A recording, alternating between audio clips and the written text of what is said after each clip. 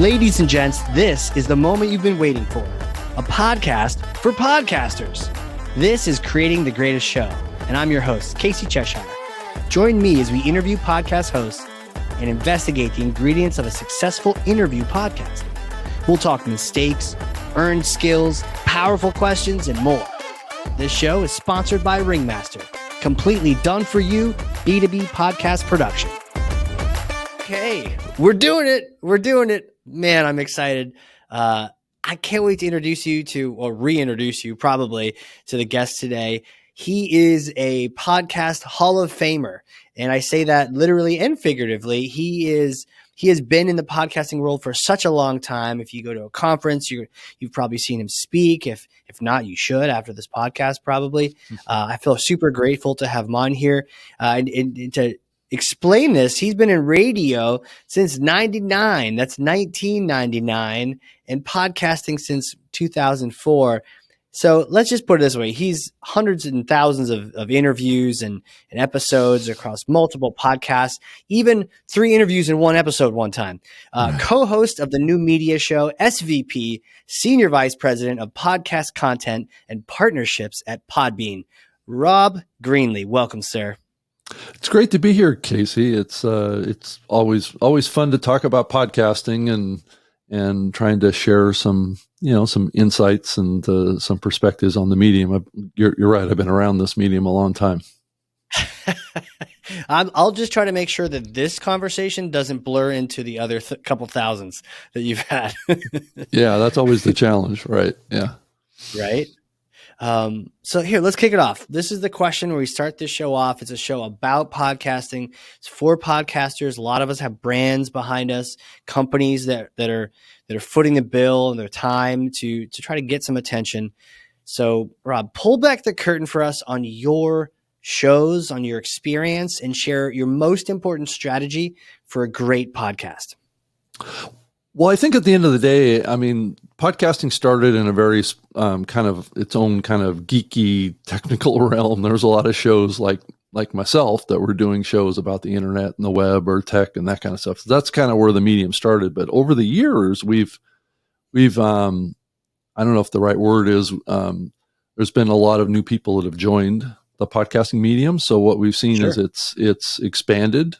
And the market for podcasting has grown based on participation and contribution from very large numbers of very creative and fun people that have gotten in and started creating content in this medium. And so we've seen it grow over time and evolve to be really a fairly close reflection of our society and our culture, and the diversity of our society and culture on a U.S. basis, where it started, and then it's been expanding globally for most of the life of podcasting. It's been a global medium, and what's been interesting about it is this contrast between, if you think about radio is primarily a local medium, and you think about podcasting has kind of been seen as kind of like a national and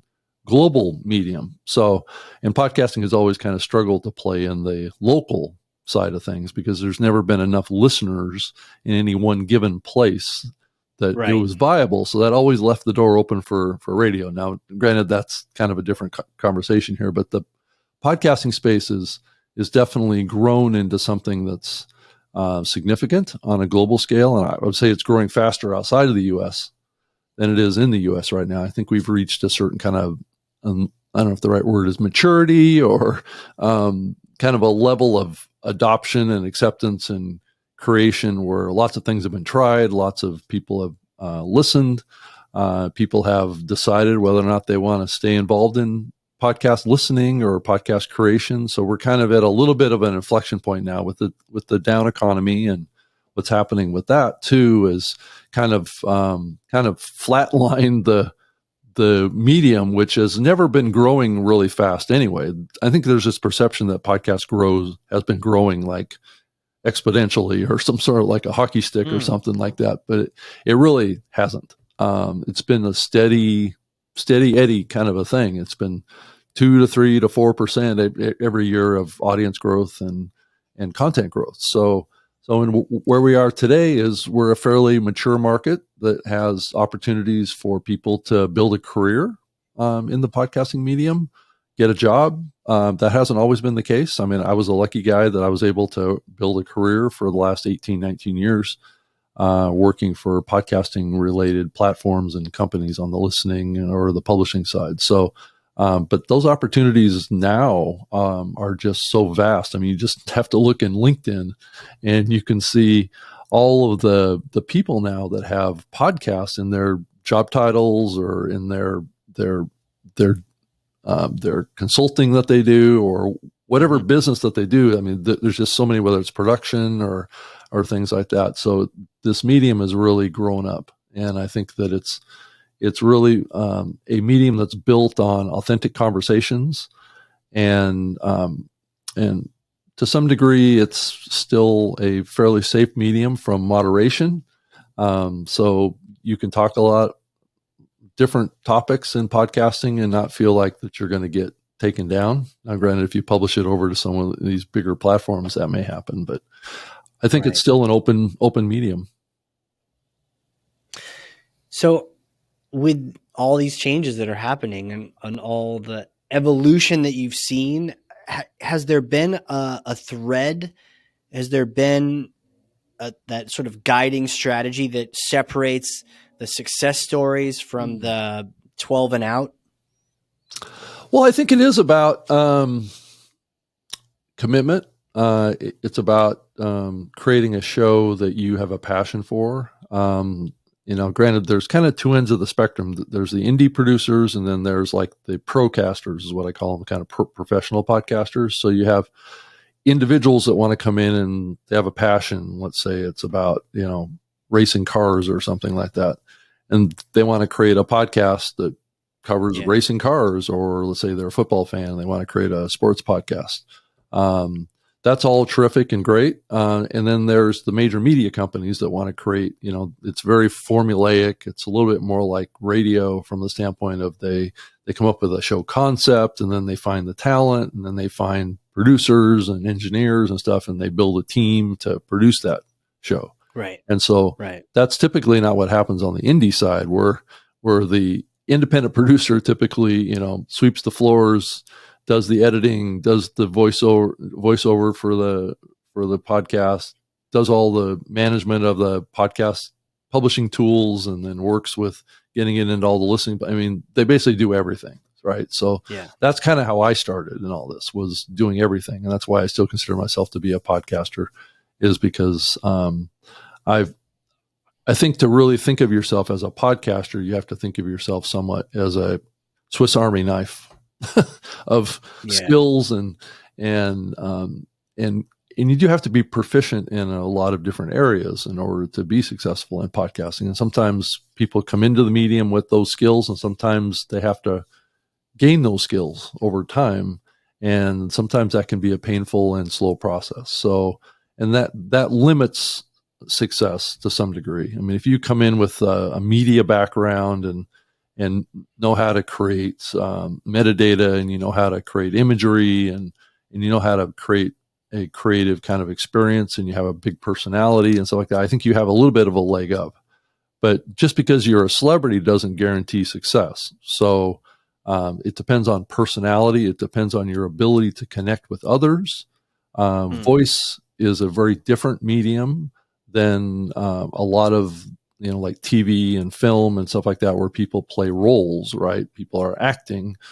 That kind of popularity is different. Podcasting is, you got to be who you are, and you got to be real, and you got to be believable. And you have to be able to build bonds with listeners.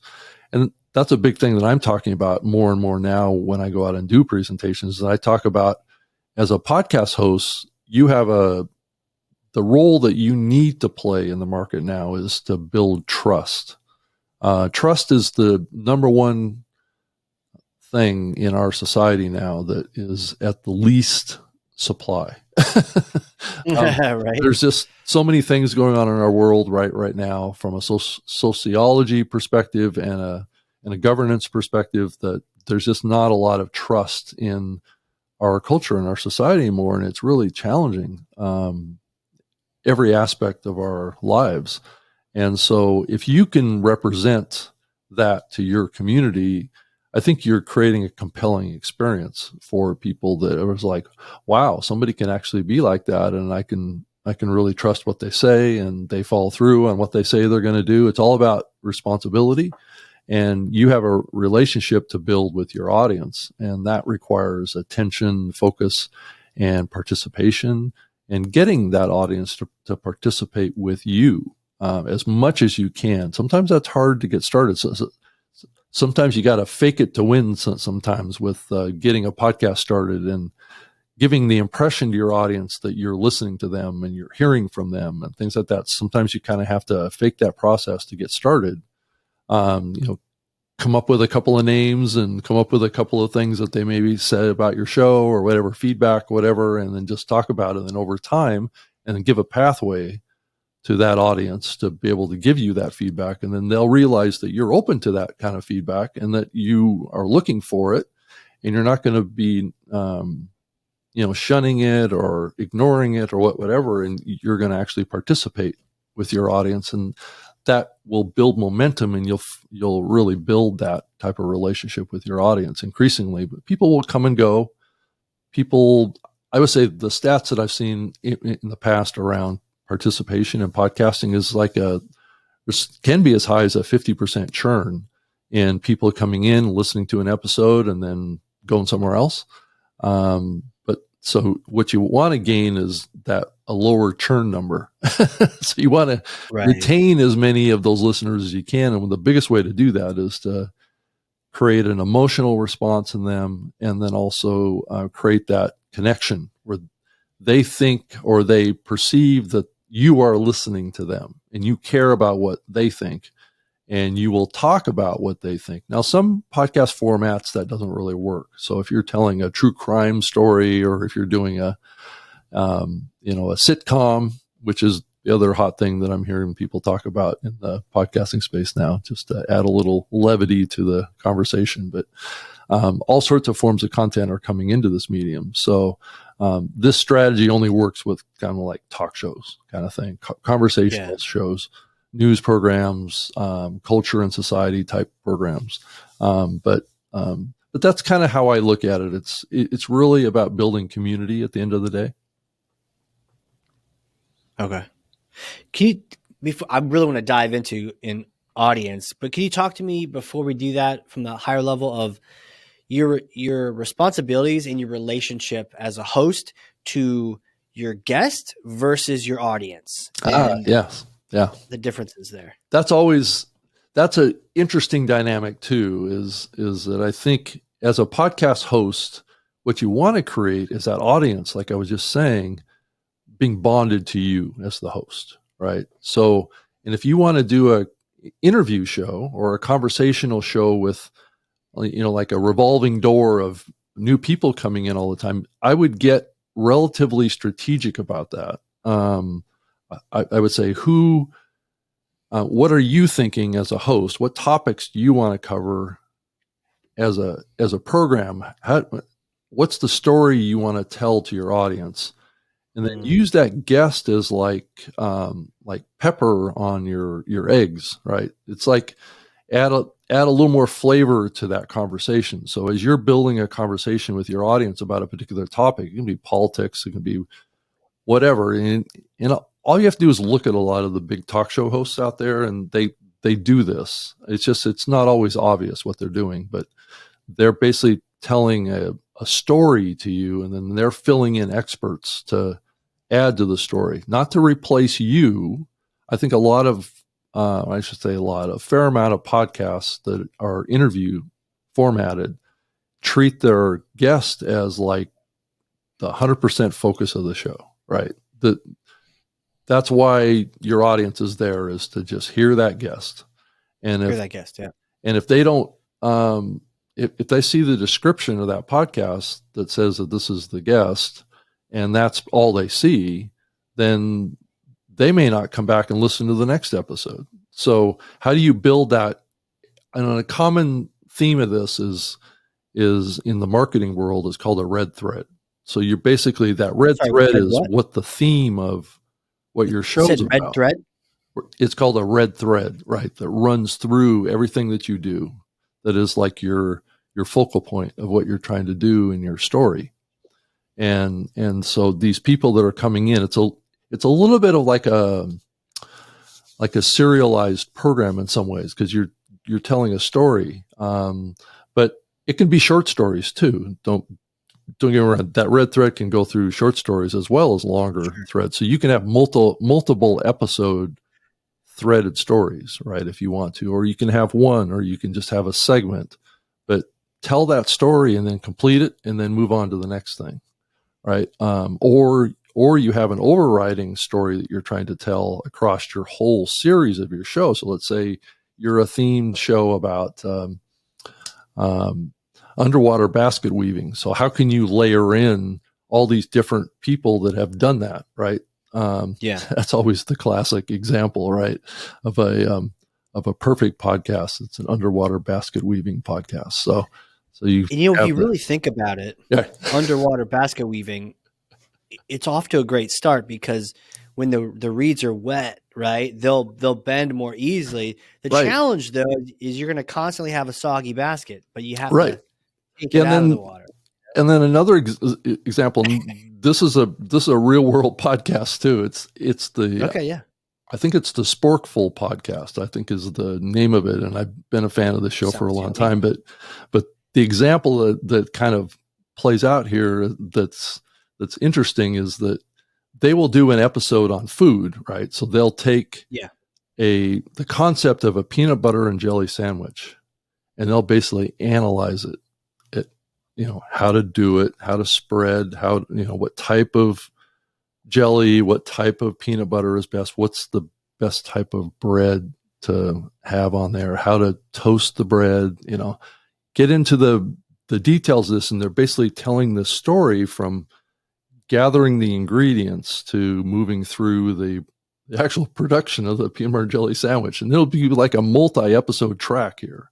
So it's just an interesting way of thinking about it. I think, podcasting is like a blank canvas. You can do whatever you want to do, actually.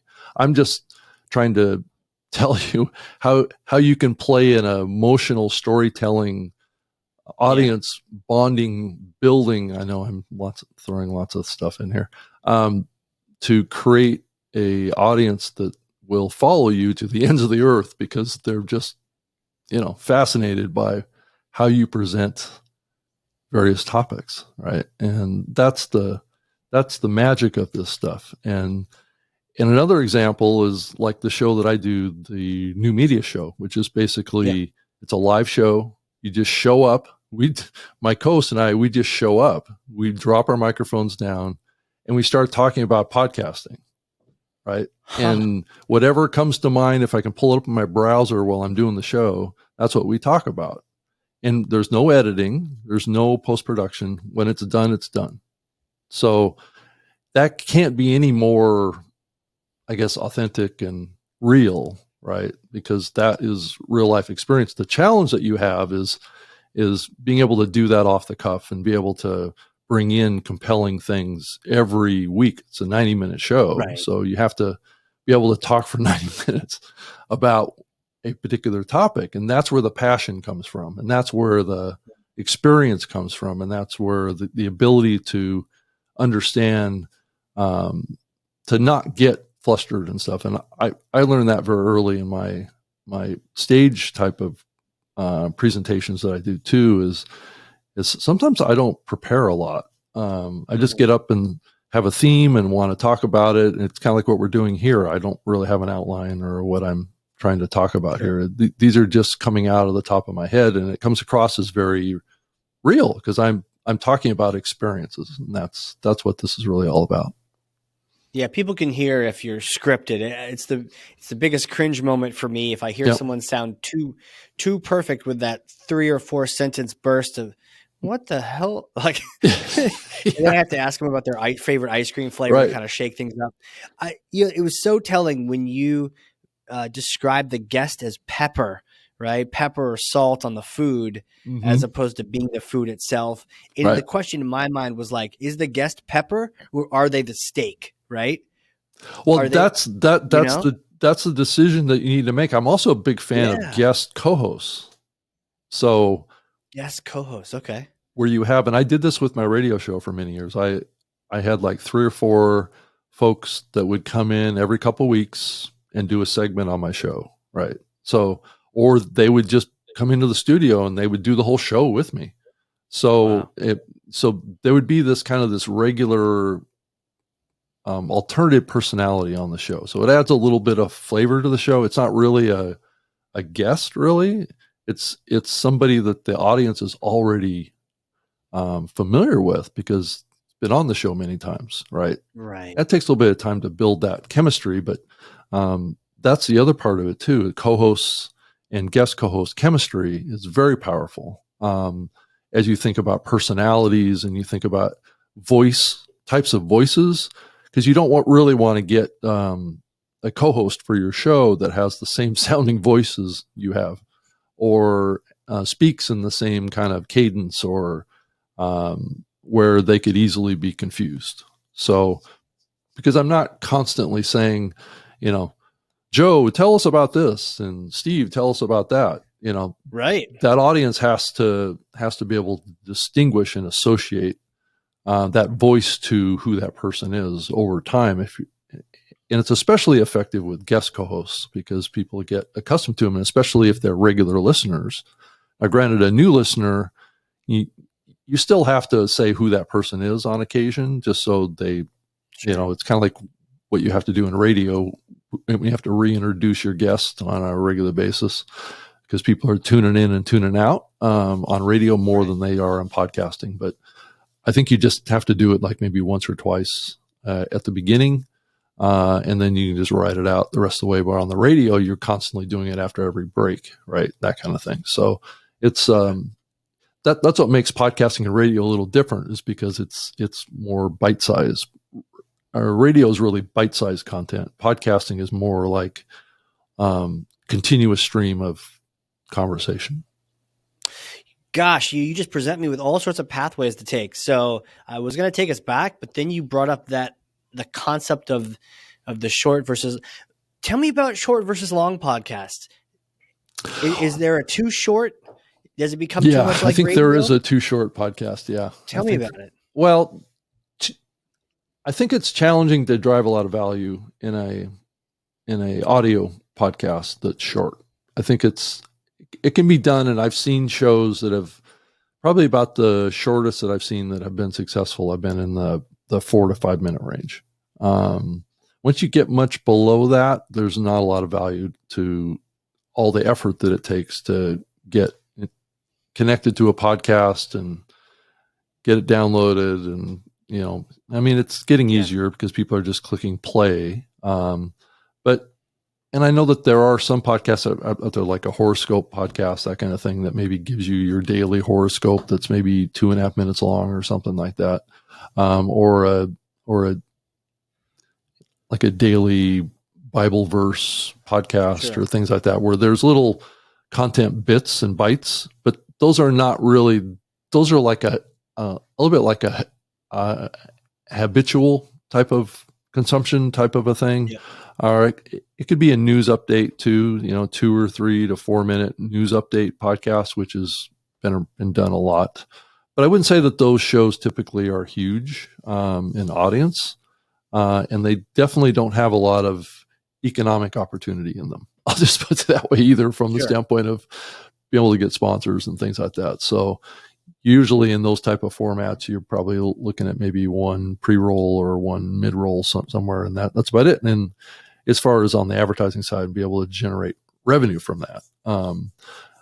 So what you see with the top 200, the top 300 podcasts in the world, they typically have a duration of somewhere between 30 and 45 minutes is the typical range of the most popular podcasts in the world. Now, granted, there's other ones like the Joe Rogan Experience that are like 2 or 3 hours long. And there are other ones like Dan Carlin has a podcast about hardcore history. Hardcore history. That's like a 4-hour podcast. So yeah, and it's freaking awesome. Right. And so the spectrum is pretty wide, right, on what you can do. And that's the bigger theme that I have, is that I'm not going to sit here and say, don't do short podcasts, because there has been successful ones. But I'm just saying, if you want to live in the sweet spot of where success typically happens, it's usually at the 30 to 40 range is typically, because then you're giving enough value in there. And then it's also a benefit to the podcaster too, because that's a duration that's monetizable in a reasonable way for your effort. What makes that duration more easily monetizable? Because there's more space in the content for putting sponsor messages. And so you're not just dropping ad after ad after ad for 5 minutes of content. Yeah, you don't really want to do that. My recommendation, one of the reasons podcasting exists is a reaction to over commercialization of radio. So you got to keep that in mind, that the expectation of a podcast listener is less tolerance for over commercialization. I think there's a tension in the medium now that's kind of, I think as more radio people get into podcasting, they want to make it more like radio. And I think that's a tension that existed, but fortunately we've been able to mostly resist that and keep that from happening. Because I would hate for a new podcasting to start, because the existing podcasting we have is over commercialized. So you can see this domino. We go from radio to podcast, and then what's the next thing that doesn't have ads in it? Right. YouTube Red. Right. Yeah, that's right. That's a paid subscription, I think is what they call that. Right. Right. Pay to make it go away. Right. So, back in the day, I remember Tim Ferriss having a post or a thought about, don't look for sponsorships until you've got 1 million listens an episode or something like that. Would you correct him on that, or is that a little bit good direction? I don't think you have to hit 1 million before you can monetize. I'll just put it that way. I think that it's possible, especially more than ever now, on smaller shows, that you can get involved in what's called programmatic advertising, which is automatic advertising, that you set insertion points in your audio, and the servers or the technology or the host that you're working with has this ability to dynamically insert sponsor messages into your show. They can either be recorded by you as the host, so they could be host reads that are dynamically inserted into certain spots in your show. It can be pre-roll, post-roll, mid-roll. But there's increasingly the understanding that if we want to get sponsorship across larger numbers of shows, as opposed to like maybe the top 4 to 5% of the podcasting market, as far as on shows that have enough scale, like you were just saying, to get ads, host read ads typically is what those are, which usually have the highest payouts on advertising campaigns. But the programmatic side opens the door to a lot of smaller shows to be monetized, more niche shows. And I think if you think about it logically, that makes sense, right? There's not a lot of duplicated audience across large numbers of podcasts. So there's a lot of splintering that goes on of audience amongst large numbers of shows in the podcasting space. So if you're a brand, you can certainly buy across larger numbers of show through programmatic and have your ad go to lots of different shows. Or you can buy a host read, pay a little higher CPM, and buy only against a couple of shows. So that have really big audiences, right? So that they have more than 50,000 downloads per episode. That's considered a pretty decent sized show in podcasting. That's not 1 million. Right. Yeah. Of course, you say 1 million, and it over what time span is the question. I know plenty of shows that are moderate size that have had 5 million downloads in their lifespan. But sure, how many per episode is the question. To be fair to Tim, I think he said that long before there was a Podbean. And shout out to Podbean, because they do have that programmatic advertising. I've used it. Well, Podbean has been around since 2006. So it's been around a long time.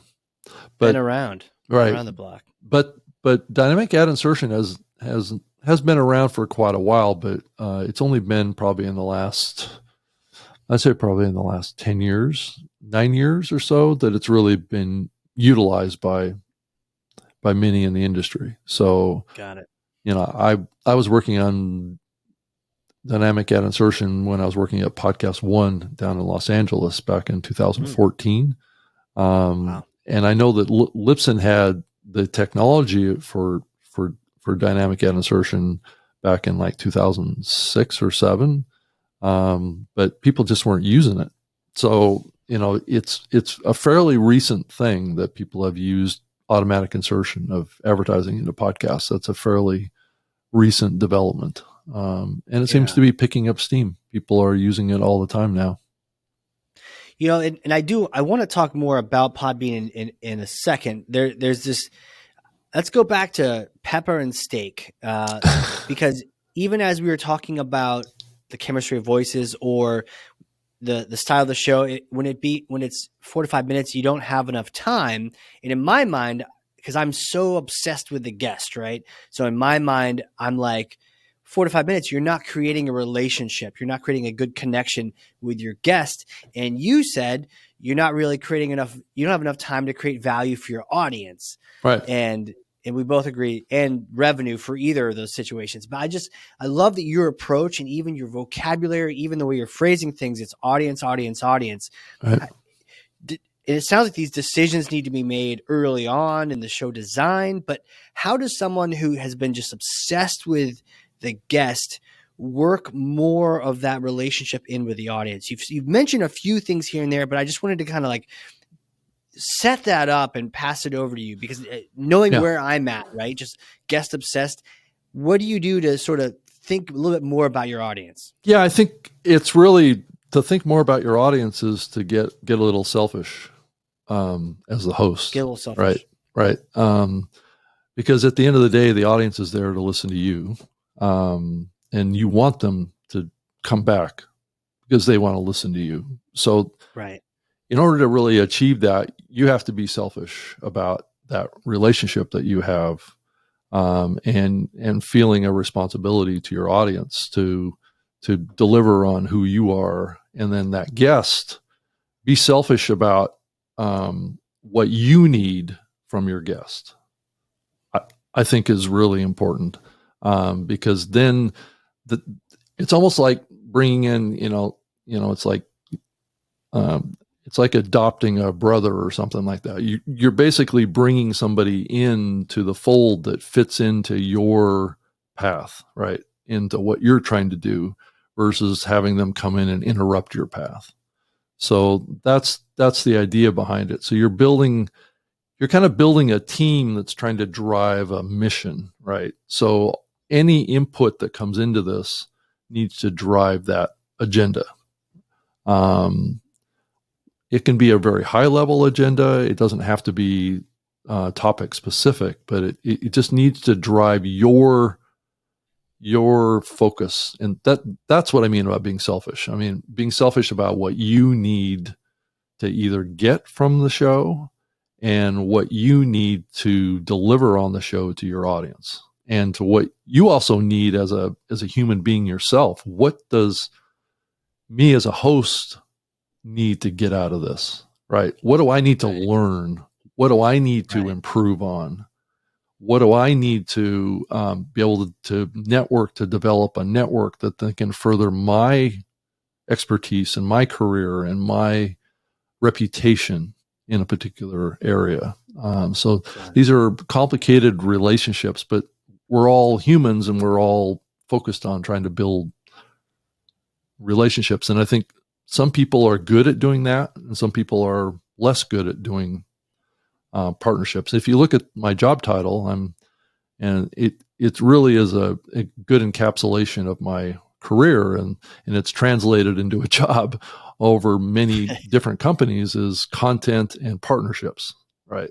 So that's basically what I do. I mean, a lot of people don't necessarily understand how the dynamic of that, but I've always looked at the online world as a amazing content marketing opportunity, right? It's like using content as a trust building, as a relationship building, as a customer building pathway.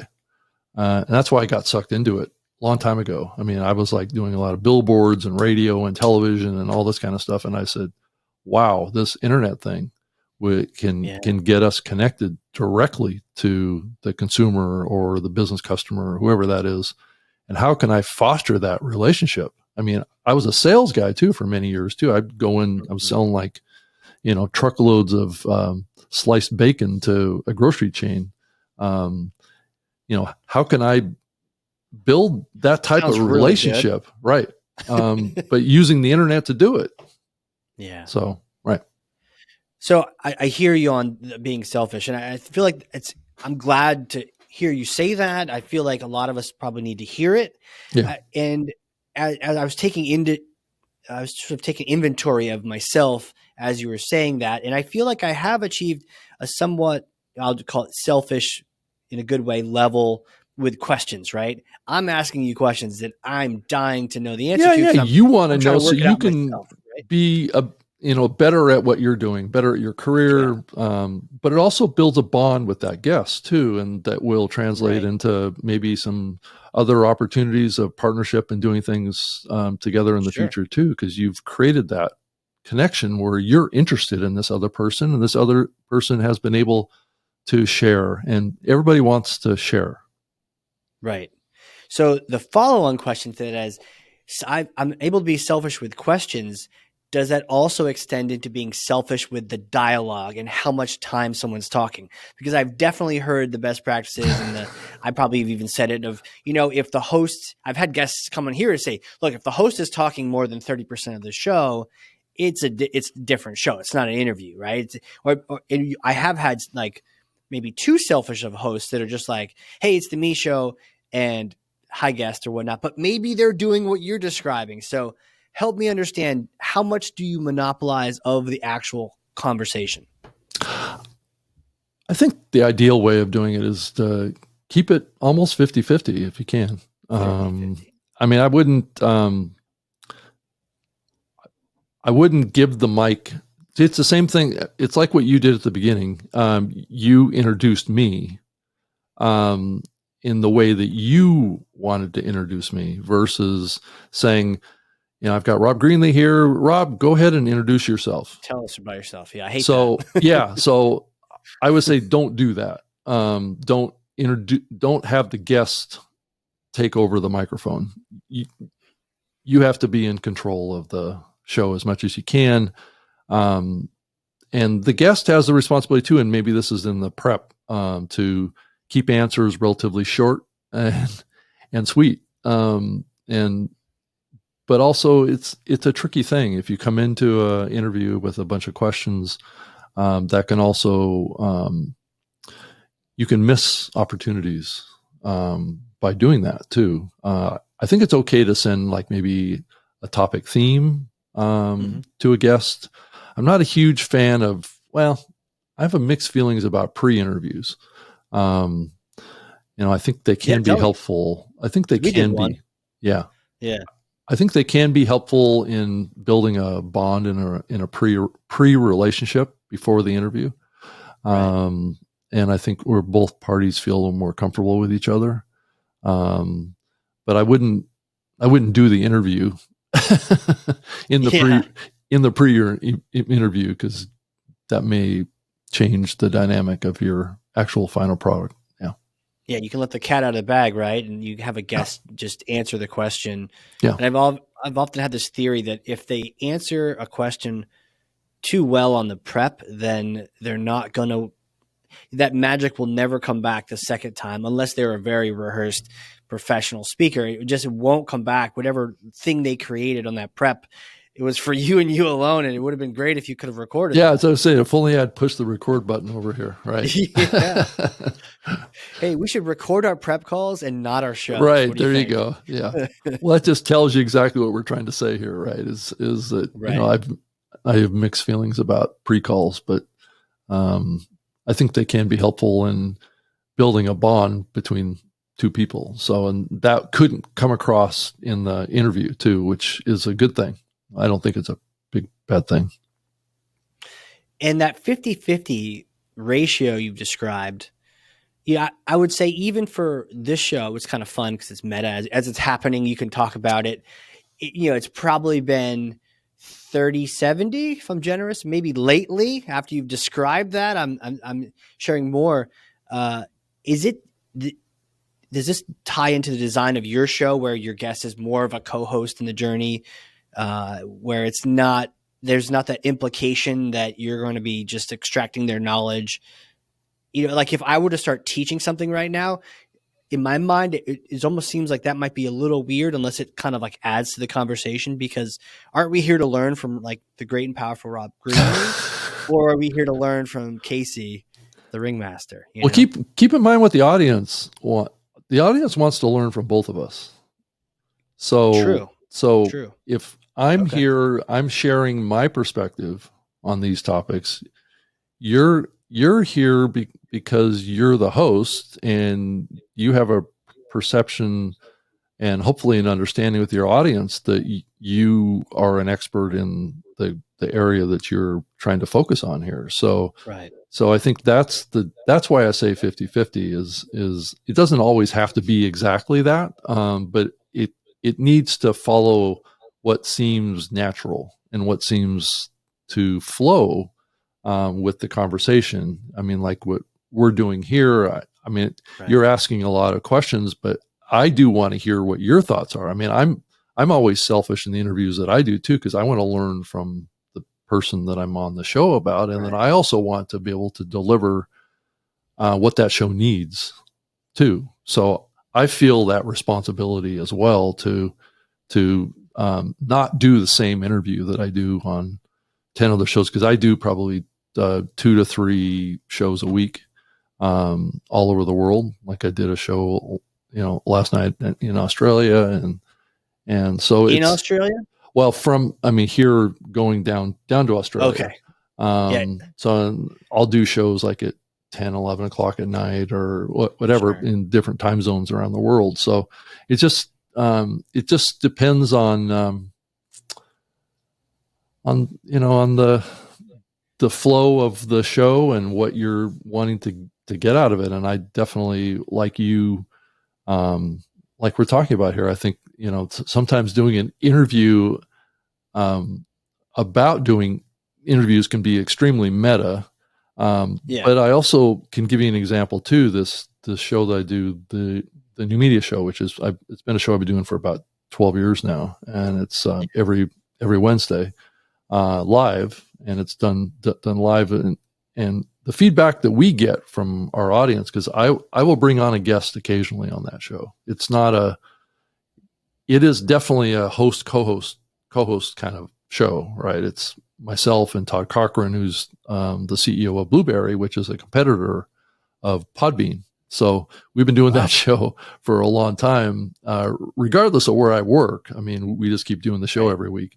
But it's the feedback that we get from the audience is the audience enjoys just Todd and I. Actually, our ratings go down when we bring a guest in. Because that audience is going there because they want to hear Todd and I talk. Right. So that's at the end of the day, that's kind of what's going on. And if I'm kind of in charge of the guest flow into that show. If I bring on a guest, it's going to be like a product manager from Facebook, or it's going to be somebody from Google, or it's going to be somebody from, the podcast conference, podcast movement, the head guy of Podcast Movement or something like that, because that's what we're talking about then. We're talking about a particular thing that's happening in the market that is appropriate to the topic in the podcasting space. So like, if YouTube gets into podcasting, I'll hopefully be able to bring on somebody from YouTube to talk about their entry into the podcast market. So that's kind of how I think about guests on the show, and all the other episodes are just me and the co-host. That's it. So and they come to hear the two of you. Yep. And you're sharing much more on that because there is no interview occurring. It's not. Yeah, right. It's very interesting. Right. It's. If we had a guest every week, I think some people would be turned off by that because they're actually here to listen to either Todd or I. So, because oftentimes in the episodes where we have a guest, Todd and I don't talk very much. Right. So, right. Because the guest is there to talk. If you don't regulate them like you've described, give them guidelines, and it's almost those things in bowling that come up out of the gutter, give them some sort of right thing so they stay in line. Right. And they crash to the side. Right. Yeah. Yeah. Yeah. And then to your point, they add to the direction you're going. They don't interrupt the direction you're going to take you in a random tangent. Yeah, it's almost like a journalist will bring in a guest to talk, in greater depth about a particular hot topic that's going on, or a news story or something like that. It's a little bit of journalism that goes on with that show too. So I'm trying to walk that line, and that keeps people interested coming back every week. It's like, well, what are they going to talk about? What's the hot thing this week?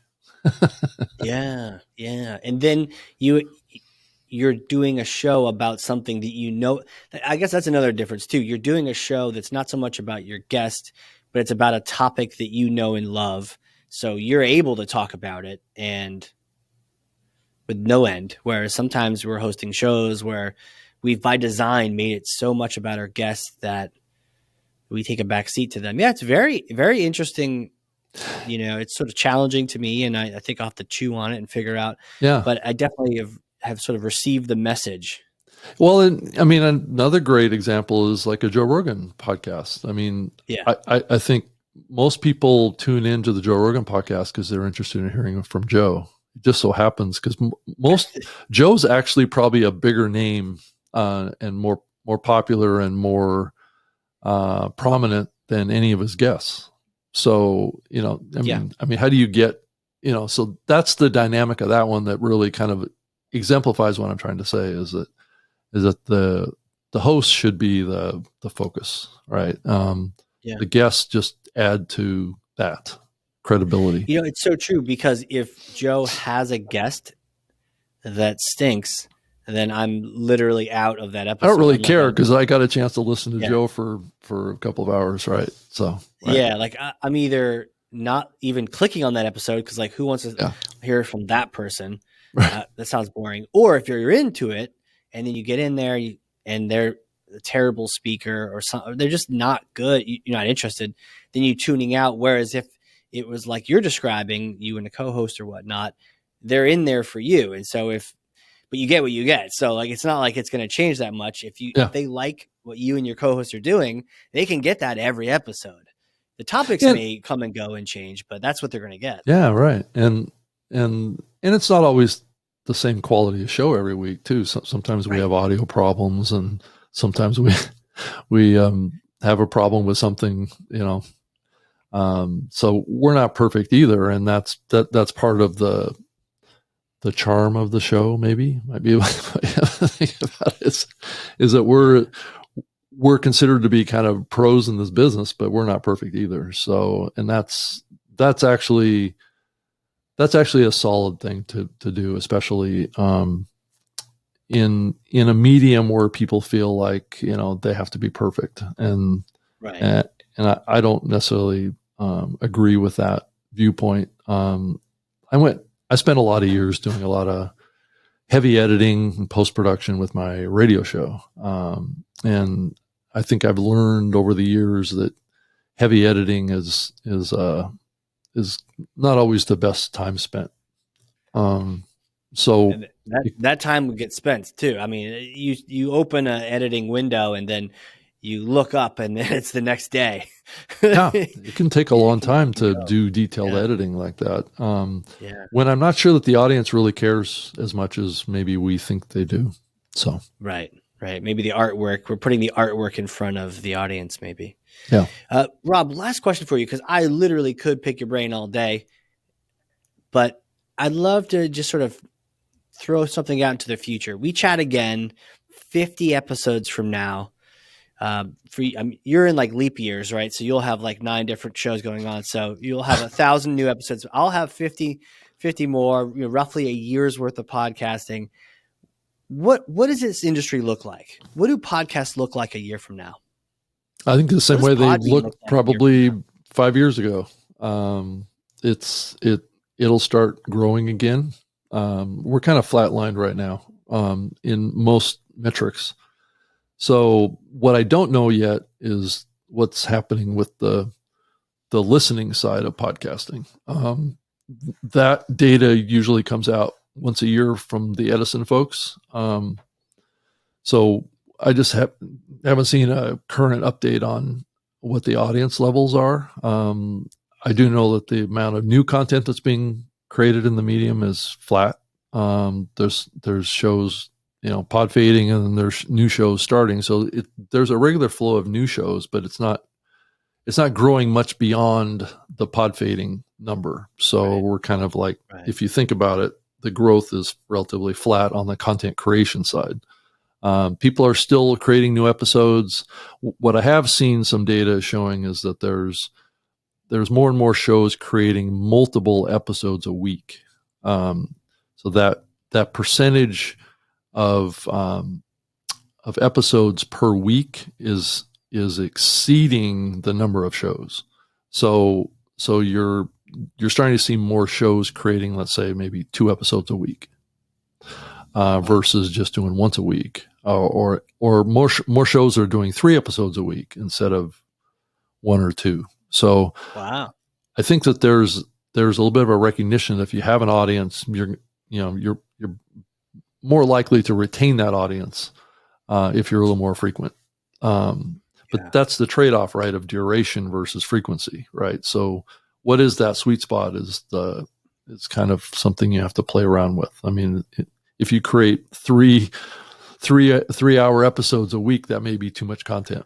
But if you create, like 3 40-minute shows or 30-minute shows a week, that may be just right. So finding that balance is where I think the market is right now. And then if we can still keep growing steadily the listening side, since it is typically a free medium, you would think that we'd be able to continue to grow the listening side.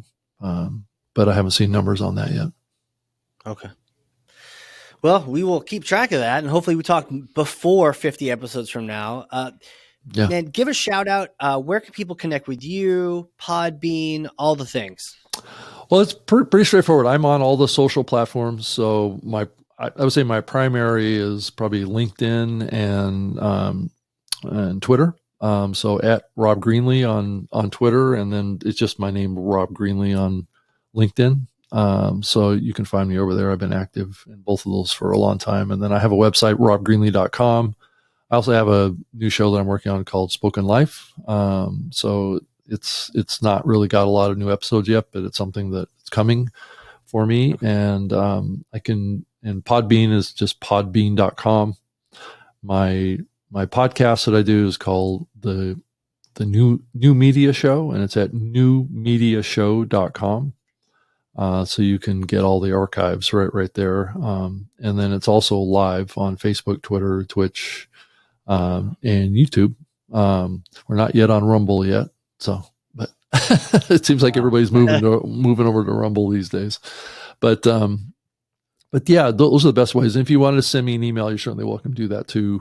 robg@podbean.com. Would love to hear from you. And I take emails from people if they have podcasting questions or if they want to get started. Happy to help. Yeah. And a shout out to Podbean. We've hosted, many of my shows on it, and easy to use, easy for, agencies to use. And so I'm excited. Obviously they've dropped in the ads. They're adding new things. So I'm excited. Oh yeah. We're constantly working on new stuff all the time. Yeah. Yeah. Yeah. Well, dude, thank you so much for coming on here. Thank you for just sharing this thing that you've been so passionate about for decades with me, and letting me pick your brain about some challenging topics. I really appreciate it. Yeah. Well, thank you. I mean, podcasting is an art, it's more art than science. Especially in the psychology side of things. I mean, I think it's an exciting medium. It's kept me energized for many years, as you can tell. trying to push this medium forward. So I'm still engaged and still excited about what the future looks like and how this medium can keep getting better and hopefully it doesn't get sucked into the madness of the world too much. If it does, we'll be right there, right alongside everyone else recording. Right, it'll always be interesting. Live. Right. Yeah. Thank you for the crash of the balloons. Yeah. Well, thank you for having me on the show, and I appreciate your efforts and trying to create the greatest show. That's it, man. That's what we're trying to do. And for those listening, if you learned something, and I freaking know you did, because I literally have 2 pages of notes over here, front and back. Right. Then share. I gotta go absorb these now. But share this episode. 1 person, 9 people, 3,000, whatever. Let's just get good information into other people's hands. Rob, thank you again for being on here. I really appreciate you. Yeah, well, thank you, and good luck to you, and with all your content creation efforts too. And I'm here to help in any way I can. So. Yeah, I appreciate that. I really do. I will definitely be hitting you up long before 50 episodes from now. Okay. And with that, thanks again, man. And this has been a crazy episode of Creating the Greatest Show. We will see you all next time. And next time doesn't have to be next week. Life's too short, and we have way too much to talk about. Find show notes full of takeaways, lessons, and links at creatingthegreatestshow.com. For more information on launching your own podcast or working with us to produce your existing show, come on down to the big tent at ringmaster.com. Until then, friends, whatever you do, do it with all your might. Work at it, if necessary, early and late, in season and out of season, not leaving a stone unturned and never deferring for a single hour that which can be done just as well now. P.T. Barnum.